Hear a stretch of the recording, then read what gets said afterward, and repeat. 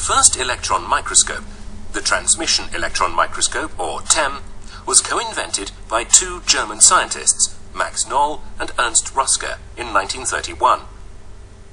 Ernst Ruska was awarded half of the Nobel Prize for Physics in 1986 for his invention. The first scanning electron microscope, which enabled objects to be viewed in 3 dimensions, was built in 1937. The electron microscope first became commercially available in 1939 and marked a new era of scientific discoveries. Electron microscopy techniques were greatly developed during the 1950s, enabling major advances in the natural sciences. The first ultramicrotome for slide preparation was built by Porter and Blum in 1951, and the development of a diamond blade in 1954 enabled samples to be cut into extremely thin sections. By these means, it was possible to put the theoretical magnifying power of the electron microscope into practice.